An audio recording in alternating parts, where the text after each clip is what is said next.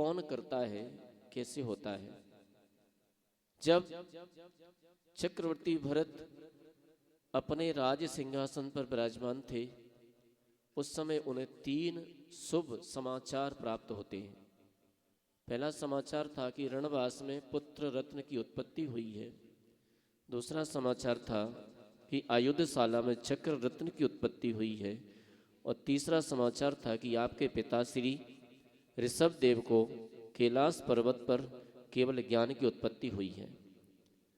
भरत चक्रवर्ती ने विचार किया पहले कौन सा कार्य किया जाए। तो सभी ने मंत्रणा करके उन्होंने निर्णय किया कि सबसे पहले भगवान के समोषण की पूजन की जाए। और वह दल बल के साथ, पूरी सेना के साथ, पूरी प्रजा के साथ वहां पहुंच करके वो समोषण की आराधना करता है, समोषण की पूजा करता है। कैसे पूजा करता है? कोई थोड़ी बहुत द्रव्य नहीं चढ़ाता है, ये चावल नहीं चढ़ाता है। क्या चढ़ाता है?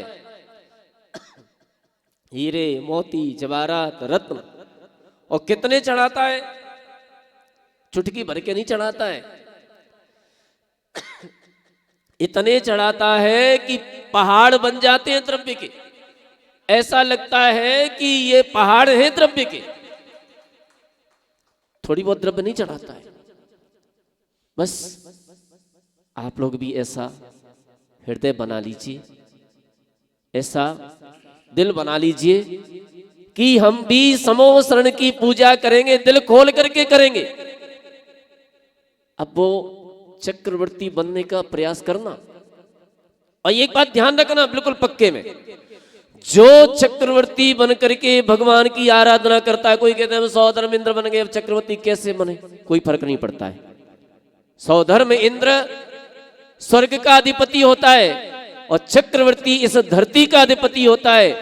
सौधर्म इंद्र यदि वहां से च्युत होता है तो निश्चित रूप से मनुष्य बनता है, लेकिन चक्रवर्ती यहां से च्युत होकर के सीधा मोक्ष को जाता है। इसलिए इस बात का भी ध्यान रखना, अगर मोक्षगामी बनना है तो चक्रवर्ती बनना और चक्रवर्ती बन करके आराधना करना।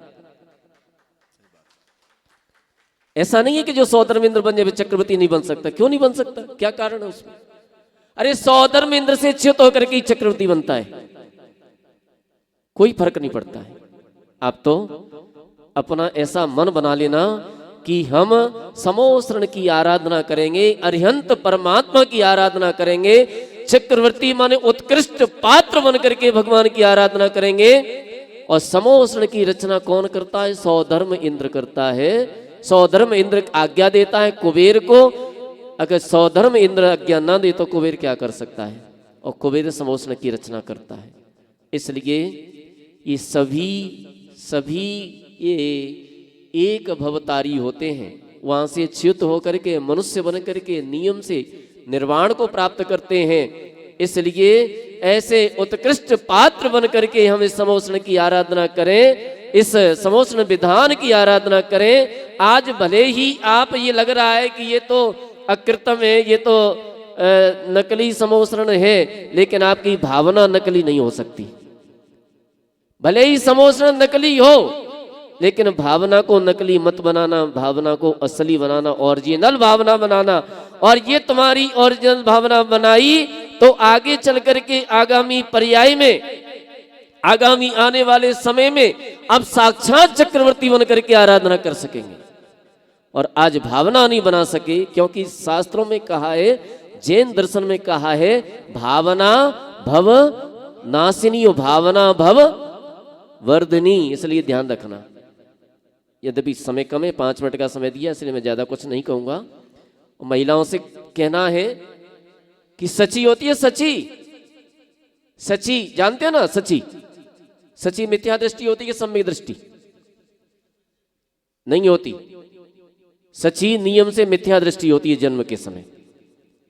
लेकिन जब वह जिन बालक भगवान का दर्शन करती है तो उस समय इतनी भक्ति से भर जाती कि उसी समय उसे सम्यक दर्शन हो जाता है।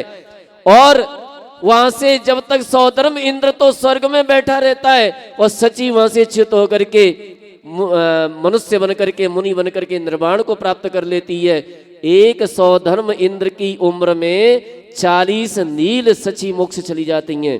इसलिए ध्यान रखना, महिलाओं से कहना है कि आपके पास इतनी व्यवस्था है कि आप स्वधर्म सची बन सकती हैं, इसलिए आप भी दिल खोल करके और इसमें सम्मिलित होना, बोली लगाना, अभी बोली लगना है, पात्र बनने का प्रयास करना, स्वधर्म इंद्र बनने का प्रयास करना और चक्रवर्ती बनने का प्रयास करना, कुबेर बनने का प्रयास करना। निश्चित रूप से आज ही आपकी भावना अगली पर्याय में आपको स्वधर्म इंद्र साक्षात बना देगी, आपको चक्रवर्ती साक्षात बना देगी और आप संसार से पार हो सकेंगे, निर्वाण को प्राप्त कर सकेंगे। ये आपकी समोषण की पूजा निश्चित रूप से मोक्ष का कारण बने। इन्हीं भावनाओं के साथ बोली महावीर भगवान की। अब आपने